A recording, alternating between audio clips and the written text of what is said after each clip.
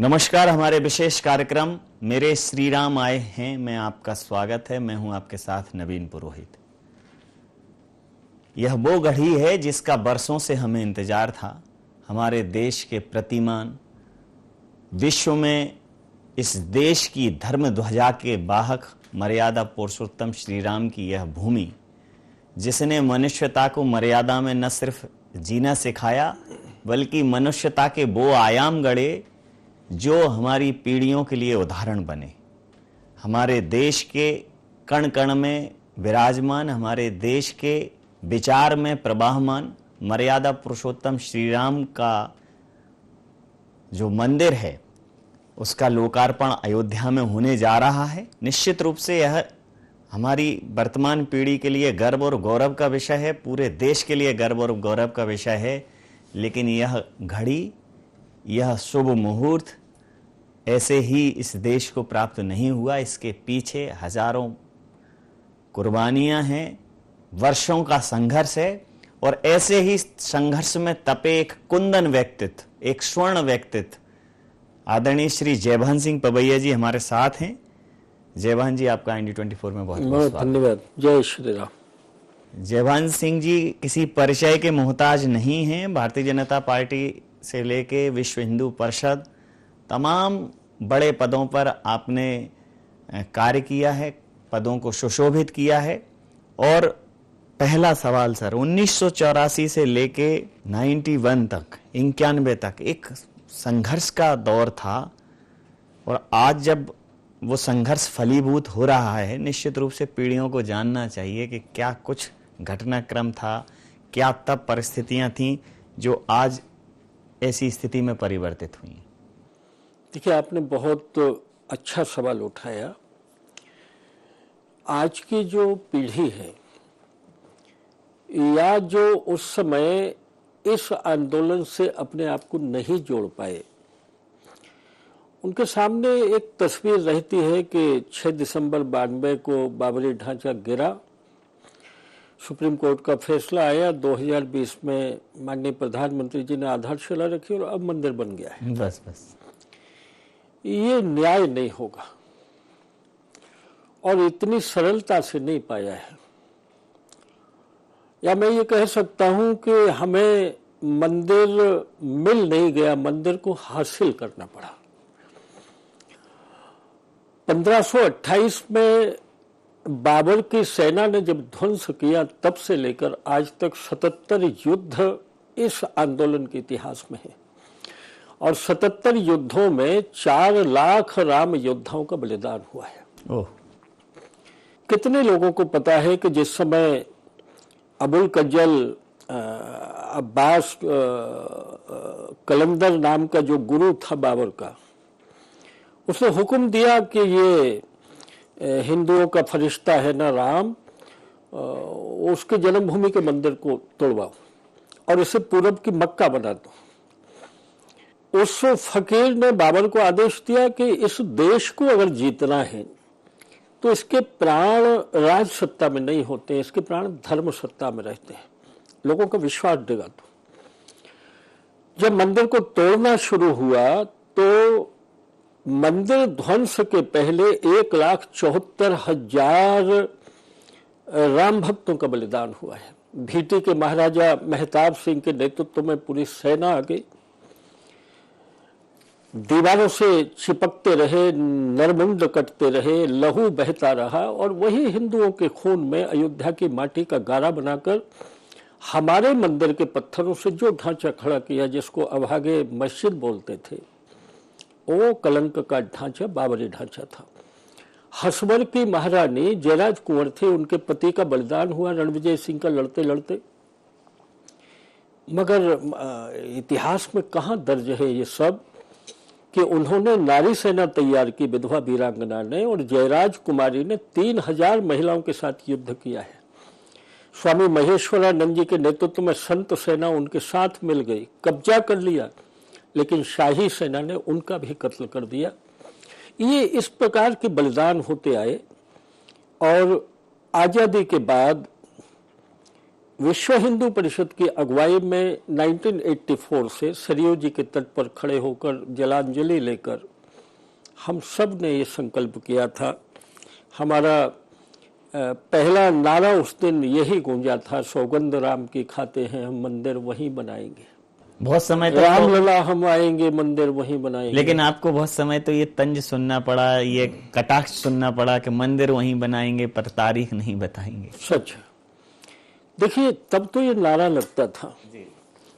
लेकिन मैं एक गंभीर बात आपको बोलूं, आज हम जो मंदिर में पुनर्प्रतिष्ठा देख पा रहे हैं उसके पीछे आप इस भारत के हिंदू का वैशिष्ट्य देखिए, राम भक्तों का। ये नारा नहीं था, ये संकल्प था। संकल्प था। वे पराजित हुए, पूर्वजों का बलिदान हुआ, बार बार हारे, बार बार कब्जा किया, मगर अपने संकल्प को नहीं छोड़ा। खंडहर की भी परिक्रमा हिंदू जाकर अयोध्या में करता था। उद्धाची की तलवारें चलती रही, मुगलों की चोटियां कटती रही, जनेऊ तोड़े जाते रहे, डोलियां लूटी जाती रही, मगर कुंभ में डुबकी लगाना भारत ने बंद नहीं किया। संघर्ष की डुबकी बंद नहीं हुई, गोदावरी की डुबकी बंद नहीं हुई। और इसलिए दिवाली के दियों को जब कोई मुगल नहीं बुझा पाया तो उसमें भारत का प्राण चमकता रहा कि भारत का संकल्प जिंदा है। क्या? उसका परिणाम ये मिला है। दूसरी बात है तारीख बताने की। ये जो तंज कसते थे वो लोग कौन है ये बताइए। क्या वो तारीख इसलिए पूछते थे कि रामलला जी कब विराजमान होंगे?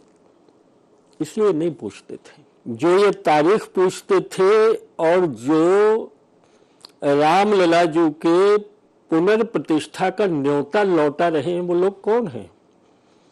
जो पटना में बैठकर ये बोल रहे हैं कि बीमार पड़ोगे तो मंदिर नहीं जाओगे, अस्पताल जाना पड़ेगा। जी। ये वही लोग हैं जिन्होंने राम रथ यात्रा के पहिए समस्तीपुर बिहार में रोके थे। ये वही लोग हैं जिनकी सत्ता ने निहत्थे कार सेवकों की छाती को छलनी किया था 1990 में। ये वही लोग हैं जिन्होंने वकील खड़े करके अदालत में हमारा फैसला नहीं होने दे रहे थे, जिन्होंने राम के अस्तित्व को नकारने के हलफनामे दिए। उनके सवालों का जवाब देना भी व्यर्थ है और हम उसकी चिंता भी नहीं करते थे। हमें पता था हमारा संकल्प पूरा होगा, पर मैं आपको सच बताऊं, ये पता मुझे भी नहीं था। मैंने अपने जीवन का स्वर्णिम दिया, सब न्यौछावर किया हजारों युवकों ने। हाँ, ये मुझे पता नहीं था कि इन आंखों से हम राम जी की पुनर्प्रतिष्ठा का महोत्सव देख पाएंगे। ये रामलला जी की कृपा है। होता मगर इतनी जल्दी हो गया, ये इस पीढ़ी का भाग्य है, मेरा सौभाग्य है। जैसे उस समय का जो कालखंड रहा होगा उसकी तो कल्पना करना बेईमानी है, क्योंकि जब देश आज़ाद नहीं था तब मुगलों का आतंक, और जब देश आज़ाद हुआ तो जो सरकारें बनी उन्होंने धर्मनिरपेक्षता के नाम पे इस देश की आस्था और इस देश के प्रतिमान पर ही सवालिया निशान खड़े कर दिए। तो एक लंबा संघर्ष रहा और एक वो दौर भी था कि आपके भाषण सुनने के बाद लोगों का जोश और उत्साह, हालांकि उसको उन्माद और उग्रवाद का नाम दिया गया, आपके कैसेट्स बैन हुए, आपको गिरफ्तार किया गया और तमाम प्रताड़नाओं का दौर रहा। निश्चित रूप से वो इस पीढ़ी को तो जानने का अवसर मिलना ही चाहिए। 6 दिसंबर 92 से लेकर अगस्त 2020 तक कितने साल होते हैं? 28 वर्ष। 28 वर्षों तक हमको अपराधी कहकर लांछित किया गया। हमें भूमिगत रहना पड़ा, फरारी काटनी पड़ी, घर छोड़कर भागने पड़े, अदालत में तारीखों पर हाजिरी माफ़ी नहीं होती थी। अदालत में पहुंचने पर हमको कहा जाता था मुलजिम है, बाईं ओर खड़े होइए। लांछित लगातार 28 वर्षों तक किया गया। दूसरी बात ये कि आप ठीक कह रहे हैं कि स्वतंत्रता आई तो किस बात की आज़ादी थी जिसमें हम विदेशियों की विजय के चिन्हों को नहीं हटा पाए। रसिया में सेकेंड वर्ल्ड वार के जर्मन के हमलों से ग्रीक देवताओं के मंदिर टूटे पड़े थे और जब हमारा पार्लियामेंट डेलीगेशन गया नेहरू जी के ज़माने में तो उन्होंने कहा आप तो नास्तिक हैं, कम्युनिस्ट लोग मंदिर क्यों बनवा रहे हैं? बोले हमें देवता के कारण नहीं बनवा रहे, हमारी आने वाली पीढ़ी कहेंगे हमारे पुरखे कायर थे। और ये विदेशियों की विजय का चिन्ह खड़ा है। किसी आजाद देश में विदेशियों की विजय के चिन्ह कभी खड़े होते हैं क्या? मगर ये कांग्रेसी उसको छाती से लगाई घूमते रहे। ये छद्म सेकुलरवादी उस ढांचे के लिए रोते रहे। ये दुर्भाग्य है भारत का। मगर जब आंदोलन चला, और चाहे वो रामशिला पूजन हो, चाहे 90 की कार सेवा हो जो खून से लिखी गई है, उस समय बहुत राजनीतिक प्रतिकूलताएं थी। हमारे पक्ष में कोई नहीं था। केंद्र में सरकार उनकी थी, 90 में मुलायम सिंह जी की सरकार हुआ करती थी। और आपको पता है कि 90 की कार सेवा के समय जब गुप्त वाहिनियों ने छुपकर कूच किया हमारी, और प्रत्यक्ष कार सेवक समूह बनाकर यूपी के बॉर्डर में घुसे, मैं झांसी में गिरफ्तार किया गया था हजारों कार सेवकों के साथ। 4 दिन तक हमको खुली जेल में डालकर रखा, कर्फ्यू लगा, जगत प्रकाश अग्रवाल करके एक नौजवान को गोली मार दी पुलिस ने, बलिदान हो गया। मुलायम सिंह जी ने बड़े दंभ के साथ कहा था कि आदमी तो छोड़ो, परिंदा भी पर नहीं मार पाएगा। पूरे देश में आग लग गई थी। और उस समय गुप्त वाहिनी के हमारे कार सेवक अयोध्या में प्रवेश कर गए, आश्रमों में छुप गए, और अशोक जी सिंघल सूर्य की तरह जब प्रकट हुए और हजारों कार सेवक चल पड़े बैरिकेड्स तोड़ते हुए। कलकत्ता की कोठारी बंधुओं की माँ, उसके 2 ही नूर थे आंखों के, बड़े बेटा को गोली पड़ी और छोटे ने सीना खोल दिया, जय श्री राम कहते हुए अयोध्या में ही अपने शरीर को दे दिया, प्राणों को दे दिया। 28 लाशें गिरी उस समय 30 अक्टूबर को केवल अयोध्या जी में। मगर एक आप उसको जुनून कहना ठीक नहीं होगा, पर सौगंध राम की खाते हैं मंदिर वहीं बनाएंगे। सागर में एक्सीडेंट हुआ, बाबूलाल कंडक्टर नाम के कार सेवक पत्नी के साथ जा रहे थे अयोध्या, हमीदिया में लौट के भर्ती कराए, उनका शरीर छूट गया, मेटाडोर में बैठकर उनको धार रवाना किया जा रहा था। वो पत्नी ने अपने पति की लाश को गोदी में रखकर नारा लगाया, राम लला में आऊंगी, मंदिर वहीं बनाऊंगे। ये भारत कितना बदला राम मंदिर के आंदोलन में। जय श्री राम कहना मतलब दकियानूसीपन लगता था नौजवान को। इस देश में प्रधानमंत्री भारत के अयोध्या जाने में शर्माते थे, कोई हमको कम्युनल न बोल दे। आज तो अनेकों राजनेता निमंत्रण पत्र का इंतजार कर रहे हैं कि कुरियर कब आएगी हमारे पास। बिल्कुल। ये देश बदला है, देश की पीढ़ी बदली है। और हम जब अपनी विरासत को लेकर दुनिया में चल रहे हैं सीना चौड़ा करके, तो आप बदले हुए भारत के लिए दृष्टि देखिए, दुनिया में सलाम कर रही है दुनिया। ये ऐसा अभागा देश था जहां भारत के पहले प्रधानमंत्री ने डॉक्टर राजेंद्र प्रसाद को सोमनाथ के पुनरुद्धार के समय जाने से रोका। जब 1949 में रामलला प्रकट हुए 23 दिसंबर को, तो वहां के डीएम को फोन करके पंडित जवाहरलाल नेहरू ने बोला मूर्ति उठाकर फेंक दो, ये क्या तमाशा है। पर वो धन्य है डीएम, उसने कह दिया कि नहीं, रामलला आदेश मानने से कोई राव थे, कोई नैयर करके, हाँ नैयर, उन्होंने कहा हाथ नहीं लगाऊंगा।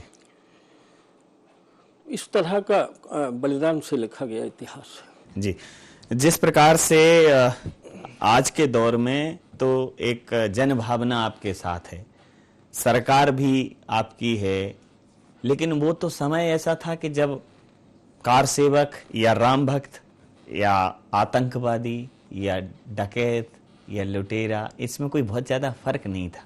सरकारें एकदम आपको खोज रही थी, जांच एजेंसीज जो हैं, सिक्योरिटी फोर्सेस एकदम खोज रहे थे कि कहाँ उस दौर में। और एक और मैं जानना चाहूंगा कि आज तो व्हाट्सएप है, संप्रेषण के सैकड़ों माध्यम है, 1 मिनट में कश्मीर से कन्याकुमारी तक चीज धड़ धड़ पहुंच जाती है, लेकिन उस समय क्या ऐसा संप्रेषण का क्या माध्यम था कि ये जुनून कश्मीर से कन्याकुमारी तक फैल गया? ये संघ की नारायणी सेना है जो ना देश में, हमारे विचार परिवार की,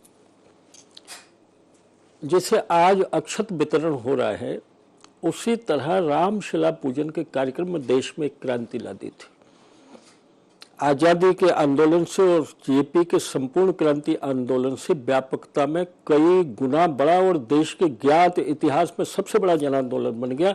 3.25 लाख गांव तक हम पहुंचे रामशिला को लेकर। पूजन हो रहा है, परिक्रमा हो रही है गांव की, 1-1 रुपया चढ़ा रहे हैं। टाटा बिरला मंदिर नहीं बनाएगा, मैं 1 रुपया दे रहा हूं, मेरे राम का मंदिर बनेगा। और हमारे संतों ने आश्रम छोड़ दिए, जो गंगा के किनारे धरती को बिछौना मानकर, आकाश को छत मानकर और ये बाह का तकिया बनाकर विरक्त हो गए थे। झोंपड़े नहीं बनाते थे। वामदेव जी महाराज जैसे न जाने कितने विरक्त संत, अयोध्या के भजनानंदी संत जो स्थान नहीं छोड़ते थे, उन्होंने माला हाथ में पकड़ी और गांव की तरफ निकल पड़े, कथाएं छोड़ दी। संत शक्ति जागी और भारत का युवा बजरंग दल के नाम से जागा, इसका परिणाम है। और ये जो मैन टू मैन संपर्क होता है, जब हम कनेक्ट करते हैं पूरे देश को, तो वो आंदोलनों का परिणाम है। ये व्हाट्सएप से क्रांति नहीं होती कभी भैया, नहीं होती। लोगों को भाव से जोड़ना पड़ता है। एक समय उस दौर में ये भी था कि आपने भोजन त्याग दिया था, अपने चरण पादुकाएं त्याग दी। 1989 में रामशिला पूजन के लिए मेरी धर्म सभाएं और बैठकें पूरे प्रदेश में होती थी। मैं प्रमुख था प्रदेश का। तो मुझे लगा कि युवाओं में स्पार्किंग के लिए, उनको प्रेरणा देने के लिए कोई संकल्पबद्ध करना पड़ेगा। और मैंने अपने से शुरुआत की कि मैंने अपनी शैया त्याग दी, जमीन को बिछौना माना, अपने पदत्राण छोड़ दिए, जूते चप्पल नहीं पहने, और अपना अन्न त्याग दिया था। और उसका परिणाम ये हुआ कि मालवा में सैकड़ों नौजवान अपने जूते चप्पल छोड़कर और भगवा ध्वजा लेकर जय श्री राम, एक बहुत संगठित सेना नौजवानों की उसके कारण खड़ी हुई। और वो आपके भाषणों पर जो बैन लगाने की तो एक कोशिश, लेकिन आपको उस समय ये भय कभी नहीं हुआ कि जब सरकार विरोध में है, कहीं कोई ऐसा घटनाक्रम आपके साथ नहीं हो जाए? एक तरह से जब किसी भी आंदोलन को दबाने के लिए सरकार उद्धृत हो जाए तो उस आंदोलन का जीवित रहना बहुत मुश्किल होता है। तो ये रावण जब सीता जी के सामने नकली बनकर पहुंचा था, भिक्षुक जी, तो तुलसीदास जी ने लिखा है, जिम कुपंथ पग धरहि खगेशा, रहे न तेज बुद्धि लवलेशा। चोरी करने वाला कमजोर होता है। राम के लिए लड़ाई में कैसा डर, कैसा भय। हनुमान जी को जब गिरफ्तार किया अशोक वाटिका में, तो मोए न कछु बांधे कई लाजा, क्योंकि राम का काम करने आया हूं। इसलिए भैया प्राण हथेली पर लेकर चले थे। मैं सच बताऊं, 90 की कार सेवा में मैं दावे से कह रहा हूं आपसे, जो घर से निकले थे उनमें कौन मरेगा कौन जिएगा किसी को पता नहीं था, कौन लौट पाएगा, ये परिस्थितियां थी। और जब लीड करने का काम होता है तो अपने प्राण हथेली पर रखोगे तब लोग आपके पीछे चलने को तैयार होंगे ना। इसलिए भय नाम की वस्तु राम जी की कृपा से कभी मन में आई नहीं है। और आप राजनीतिक क्षेत्र में भी देख रहे होंगे कि मैं लीक लीक सूरा चले, लीक ही चले कपूत, लीक छाण तीनों चले, शायर सिंह सपूत। ये लकीर पीटने का काम नहीं होता। पुरुषार्थ में भय नहीं होना चाहिए, और मुद्दा सही है तो फिर जोखिम भरे कदम जिंदगी में उठाने चाहिए। तो जैसे हनुमान जी ने उस कहा मैनाक पर्वत से कि नहीं विश्राम नहीं करना है, राम काज कीने बिना मोहे कहाँ विश्राम।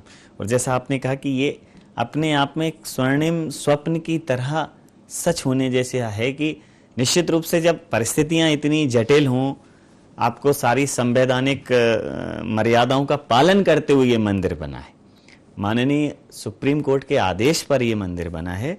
तो अब वो जो लोग उसका विरोध करते थे वो ये कह रहे हैं कि भाई मंदिर तो कोई ऐसा थोड़ी है कि विश्व हिंदू परिषद और बजरंग दल ने बनाया, वो अभी भी इनको एक तरह से उग्रवाद फैलाने वाला संगठन ही मानते हैं। देखो ऐसा है कि इससे तो मैं भी सहमत हूँ कि राम पर किसी का पेटेंट नहीं हो सकता, न मेरा हो सकता है न हमारा किसी का दूसरे का हो सकता है। राम जी तो घट घट बासी है। ठीक बात। 100 करोड़ ब्रह्मांडों के नायक को राम कहते हैं, सबके हैं। लेकिन जन्मभूमि तो प्रभु की थी, जन्मभूमि का विकल्प नहीं है। मंदिर 100 जगह बना दो पर जन्मभूमि तो एक ही होती है। लड़ाई उसकी थी। तो मेरा सोचना यह है कि अभी कसीली बातें करने का अच्छा अवसर नहीं है। मैं तो आज भी जब कांग्रेस ने न्योता लौटाया है तो मैंने अपने ट्वीट में कहा है कि ये दुर्भाग्य है कि अतीत के प्रायश्चित करने का मौका भी खो दिया। इससे ज़्यादा मैं बोला नहीं हूँ। और मैं आज भी कह रहा हूँ कि कांग्रेस को रामलला जी सद्बुद्धि दें। आप सहयोग नहीं कर पाए, आपका अतीत सबको पता है। आज तो इस खुशी में शामिल हो जाओ। आज मंथरा की तरह क्यों सोच रही है कांग्रेस? वैसे ये आपको नहीं लगता कि ये रामायण की वो चौपाई चरितार्थ कर रहे हैं कि जाको प्रभु दारुण दुख दे, जिनको जब उन्हें दर्शन नहीं देने हैं तो कोई भी। अब देखिए, ये बात तो सच है कि रामलला जिसको बुला रहे हैं और जिसको ये सौभाग्य लग रहा है वो जा रहा है, और कुछ लोग बुलाने के बाद नहीं जा रहे। मुझे निमंत्रण मिला है तीर्थ क्षेत्र का। मैं ये मान रहा हूँ कि मेरा ये जो मनुष्य जन्म मुझे प्रभु ने दिया, वो मेरा जन्म तो सार्थक हो गया। इससे बड़े अवसर हो क्या सकते हैं? जब पूरा देश घंटे घड़ियाल बजाएगा तो क्या कोप भवन में बैठेंगे क्या बाकी लोग? अच्छी बात है क्या? दुनिया में संदेश नहीं जाएगा कि भारत में भी कुछ पॉलिटिकल पार्टी ऐसी हैं जो राम का मंदिर नहीं चाहती? इस संस्कृति के अभ्युत्थान के स्वर्णिम काल में पूरे देश में खुशियों में शामिल होना चाहिए। चुनाव अपनी जगह है, राजनीति अपनी जगह है। ये देखिए, आपके वही महात्मा गांधी जिन्होंने राम राज्य की कल्पना की, जिन्होंने कहा कि वैष्णव जन जो तेने कहिए पीर पराई जाने रे, वही तुलसीदास जी ने लिखा कि परहित सरिस धर्म नहीं भाई, राम की कल्पना, हे राम। वो कांग्रेस तो गांधी के साथ चली गई। आप किस कांग्रेस की बात कर रहे हैं? कोई नाम रखने से धतूरे में गुलाब की सुगंध आ जाएगी क्या? वो कांग्रेस तो मर चुकी है, ये गांधी की कांग्रेस नहीं है। तो अब आप जब उस पल के साक्षी बनेंगे, निश्चित रूप से वो अंतस्मय समय पे क्या मनोभाव चल रहा है? जैसे कौशल्या राम जी के जाने के बाद अयोध्या के राजभवन की दहली पर बैठी टक टक निहारती रही पथ को 14 वर्ष मेरी कौशल्या माँ, आंखें पथरा गई, आंसू सूख गए। और राम जी जब दिखे तो कौशल्या की मनोदशा वो थी जब कोई बछड़ा बंधन से छूट कर माँ के तरफ आता है, और उस माँ की जो दशा होती है वो पूरे हिंदुस्तान की मनोदशा है। मेरे राम 14 साल में नहीं, मेरे राम तो 498 साल में लौट कर आ रहे हैं। बिल्कुल। पूरा भारत तीव्र प्रतीक्षा कर रहा है, आप मानिए। और दूसरा तथ्य मैं आपको ये बता दूं कि 90 की कार सेवा में जिन्होंने आंखों से देखा है आंदोलन, राजनीतिक दलों के तटबंध टूट गए थे। नेता भले घर में बैठा रहा हो, लेकिन राजनीतिक दल के कार्यकर्ता कार सेवकों की सेवा करने के लिए टूट पड़े थे। जातियों के तटबंध टूट गए। उत्तर प्रदेश से बड़ा जातीय ध्रुवीकरण का कौन सा राज्य होगा, लेकिन वहां जातियां भूलकर हिंदू बन गए थे। और ऐसा ही एक ज्वार, ये अक्षत वितरण जो हो रहा है संघ की नारायणी सेना के कारण, 22 जनवरी ये देश भूला नहीं पाएगा। ये राम दीपावली स्वर्णाक्षरों में लिखी जाएगी। राम दीपावली को भुलाना बहुत कठिन है। और प्रधानमंत्री जी, मोदी जी इस देश के प्रधानमंत्री बने, ये भी प्रभु की योजना रही। सही है।